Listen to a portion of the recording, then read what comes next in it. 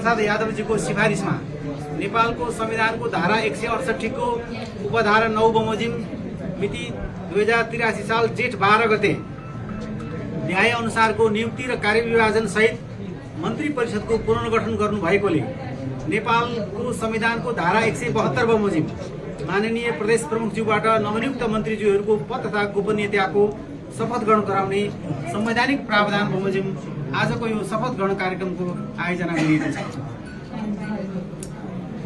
यस कार्यक्रममा उपस्थित माननीय प्रदेश प्रमुखज्यू, माननीय मुख्यमन्त्रीज्यू, माननीय सभामुखज्यू, माननीय पूर्व मुख्यमन्त्रीज्यूहरू, प्रदेश सरकारका माननीय मन्त्रीज्यूहरू, प्रदेश सभाका माननीय उपसभामुखज्यू, प्रदेश सरकारका विभिन्न समितिका माननीय सभापतिज्यूहरू, माननीय संसदीय दलका नेताज्यूहरू, प्रदेश सभाका माननीय सदस्यज्यूहरू, श्रीमान निमित्त प्रमुख सचिवज्यू, श्रीमान मुख्य न्यायाधिवक्ताज्यू, विभिन्न आयोगका म नामावली म पढेर सुनाउन चाहन्छु।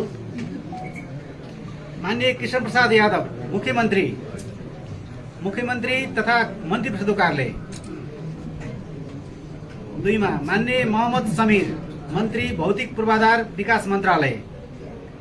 3 माननीय युवराज भट्टराई मन्त्री अर्थ मन्त्रालय।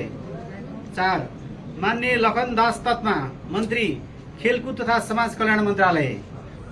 5 माननीय शंकर प्रसाद चौधरी मन्त्री वन तथा वातावरण मन्त्रालय।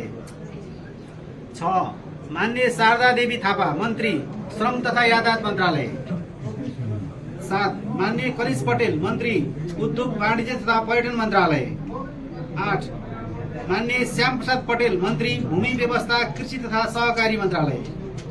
9 माननीय जवाहरलाल कुशवाहा मन्त्री ऊर्जा सिंचाई तथा खानेपानी मन्त्रालय। 10 माननीय फकीरा महतो मन्त्री गृह संचार तथा कानून मन्त्रालय।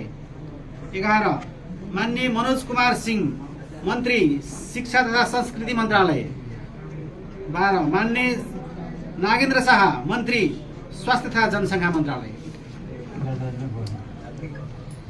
अब म माननीय प्रदेश प्रमुखज्यूलाई प्रदेश सरकारका नवनियुक्त मन्त्रीज्यूलाई पद तथा गोपनीयताको शपथ गराइदिनु हुन तथा नवनियुक्त मन्त्रीज्यूलाई क्रमशः माननीय युवराज भट्टराई अर्थ मन्त्रालय, माननीय लखन दास तत्मा खेलकुद तथा समाज कल्याण मन्त्रालय, माननीय शारदा देवी थापा श्रम तथा यातायात मन्त्रालय, माननीय मनोज कुमार सिंह शिक्षा तथा संस्कृति मन्त्रालय, माननीय नागेन्द्र शाह स्वास्थ्य तथा जनसङ्ख्या मन्त्रालय, उहाँहरूलाई शपथ ग्रहण गरिदिनु हुन अनुरोध गर्दछु र माननीय मन्त्रीज्यूहरूलाई चाहिँ नहरै बसिदिनु धेरै प्यासियो कि एक जना गरौँ।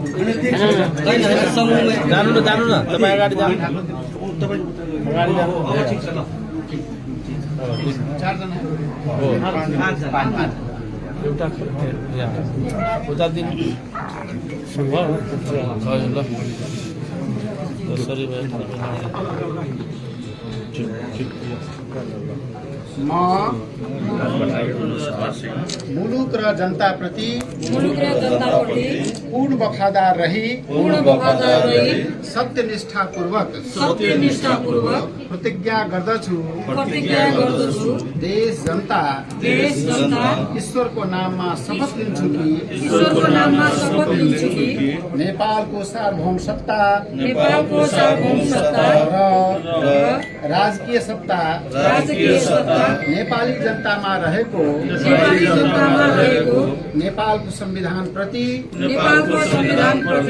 पूर्ण वफादार रही मध्य प्रदेशको मन्त्री पदको कामकाज प्रचलित कानूनको अधीनमा रही मुलुक र जनताको सोझो चिताई कसैको डर नमानी पक्षपात नगरी कसैप्रति पूर्वाग्रह वा खराब भावना नलिई पदीय गोपनीयता कायम राखी इमानदारी साथ गर्नेछु र आफ्नो कर्तव्य पालनाको सिलसिलामा